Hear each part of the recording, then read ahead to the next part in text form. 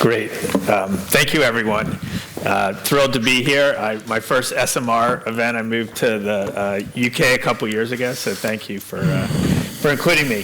So what I want to talk about today is Gen AI is only as good as the data you input into it. So all the great things it can do, if the underlying data doesn't support the actual real responses from real consumers, from real questions, it's not going to be very productive.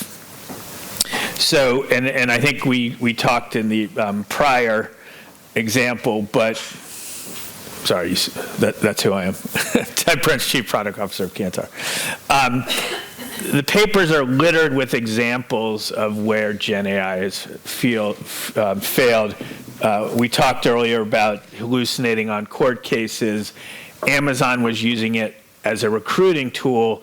Ironically, it was looking at the last 10 years of hiring, which was very male-centric. So the predictions and the recommendations was much more skewed to males because it was looking at past data. So that didn't work. The healthcare company forgot to flag race in a situation where there's known researched higher proclivity for certain diseases based on race, but it didn't want to flag it because it didn't want to be discriminatory. But in that case, it's a factor that needed to be taken into account. And then Zillow, they have a product called Zestimates, which looks at the price of houses, and Zillow will actually buy the houses if it's under market. It ended up buying a bunch of houses at too high of a price because it messed up the AI, and the data was bad, and it turned into a $300 million write-down. So there's lots of power to AI, but if your underlying data is not accurate and not delivering the results you think it is, it's not going to be very effective.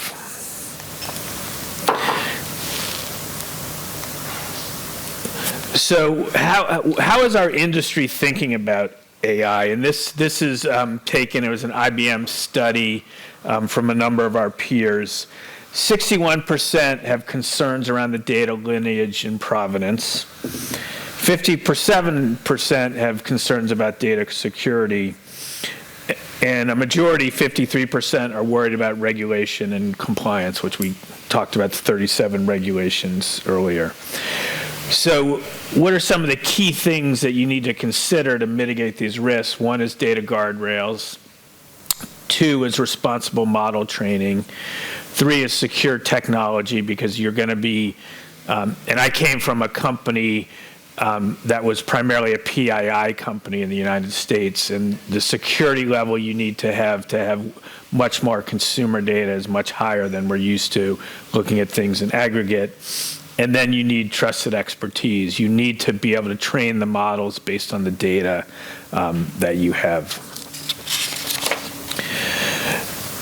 So before I go into how to leverage AI, I think one of the most important things is AI is not new.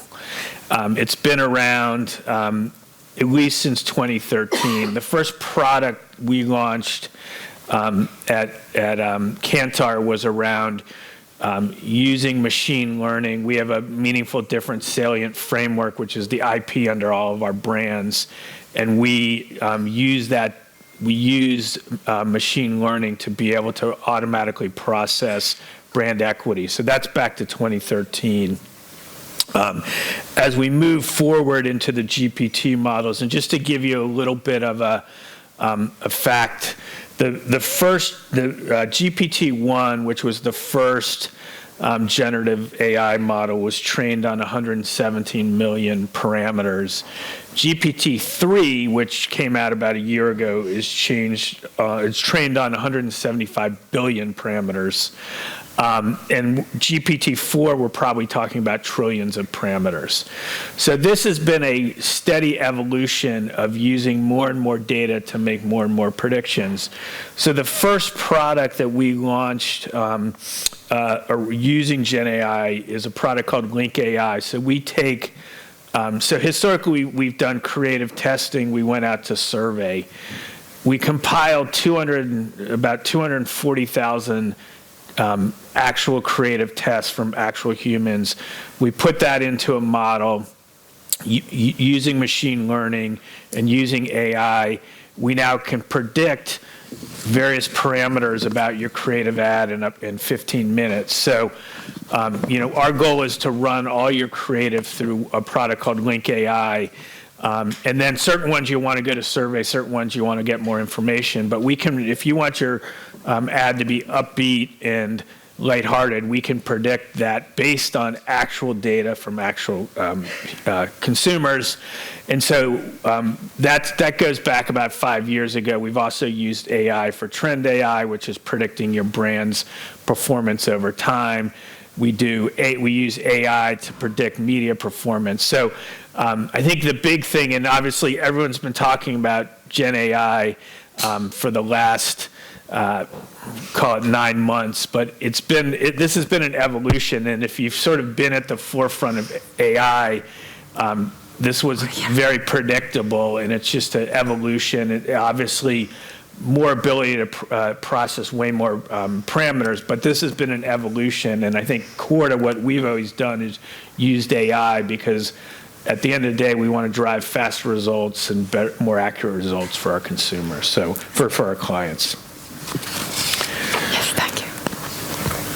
What's the biggest challenge right now in our industry? And ironically, I imagine very few people will recognize this, but it's really fraudulent survey responses. I moved to EMEA about 2.5 years ago. There was a seminal moment, and I came from a media and data and analytics background, but there was a seminal moment in North America where Mark Pritchard, the CMO at P&G, stood up and said, ad fraud is the #1 issue in our industry. And no one was talking about it. Everyone knew about it. That changed everything in advertising. So you've probably heard of companies like Moat or Integral Ad Science or Double Verify. Those companies were just sort of floating around talking about ad fraud, and it was a rocket ship. We have survey fraud in our industry, and no one's talking about it. And the reason it's so important is if we're going to use Gen AI to build models, if we're not getting real responses from real consumers, you're going to build Gen AI on inaccurate data. So this is a study by the Data Integrity Initiative, but 20% of market research is submitted with fraudulent user data or bogus feedback. 18% of survey completes are duplicates, and clients are forced to remove as much as 40% of their post-field work. So no one in our industry is talking about survey fraud, and it happens in many ways: bots and ghost completes, out-of-country responses, fake profiles. But this is the seminal moment as we move to Gen AI, which we are, and it's going to be great, but we've got to counter the overall survey fraud. And so that is a very important thing as we look to how do we really generate great results for our clients. Let's tackle this as a group. So how do we go about making sure we have reliable data to build on top of models? As I said, we've had a creative testing product out in the market for 5 years called Link AI. We validate that's built on 230,000 responses from actual people looking at actual creative. So how do we do it? We have proprietary data that we collect on behalf of our clients, and we validate it through a lot of fraud detection.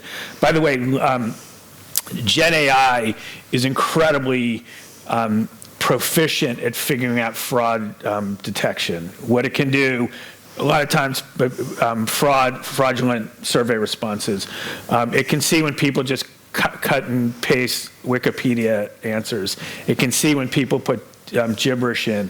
It can see when people's are claiming they're in a location, but there's signs that they're not.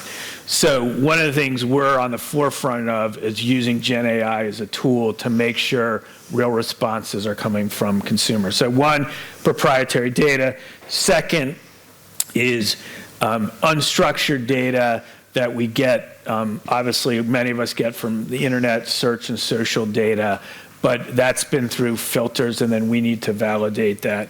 And finally, it's being able to make sure, use your first party and third party data, first party from your clients, third party from companies like Nielsen or IRI. So as we look at how do we build out our Gen AI models, we're very, very focused on what is the underlying data and making sure we either own it, we know it comes from our clients, or we have a lot of comfort on the third parties that it's coming from.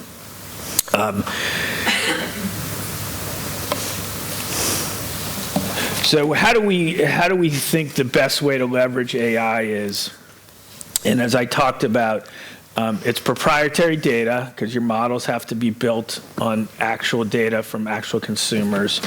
It has to be IP and expertise. So when I talk about the products we've launched in creative or the products we've launched in media effectiveness, it's underwritten by KANTAR IP. So that means years and years, in our case, 30 years of research that shows what ads work or what media builds brand campaigns. So you have to have real responses for consumers. You have to have actual IP and research methodologies to change the models. And last, you have to have technology to support it so you can move fast and process all that data. So reliable AI, which you'll hear a lot about in the coming days, really has to have those three elements. If it doesn't have those three elements, it's back to what we said, garbage in and garbage out, which is not helping anyone. So this is how we think about it and how we're super focused on it. As I always say, it took us 30 years to build our reputation around our expertise. The last thing we want to do is lose that reputation by not using great data and great IP to deliver our results for our consumers. So where is AI going? And I think, as I think about a lot of our customers, there's going to be a turning point. I think right now the best thing we're seeing with AI is just driving more efficiency, which is obviously that has internal positives, but it also creates time to value for our clients. So we'll see efficiency. Over time, we think it will enhance results and really drive to better outcomes, better insights, better predictions. And then over time, we talk about edge or innovate. So we're going to build new products on top of it. So products that will enable you to interrogate the underlying data we've collected in more efficient ways using chatbots or other things. So right now, the use cases have been highly focused on efficiency, a little bit of enhancements, a little bit of edge. Over time, in the next 2 or 3 years, that's going to flip. And I think the clients and companies who really know how to use Gen AI to create edge, not just efficiency, are going to be the winner. So as I look at what we're trying to do and what we're trying to deliver for our clients, productivity is great, but what we really want to do is deliver new insights and new ways to interrogate the data and get new insights for our clients. So there will be a tipping point, but right now, I think we're all just figuring out how the tools work. We want to use them internally because we don't want to just hand them over to clients without understanding our IP and everything. And so there will be this tipping point, and it will be coming. So we are super excited about where this market is going. We think Gen AI is going to be transformative for our business. But we're also humble enough to know that this is going to be a complex task.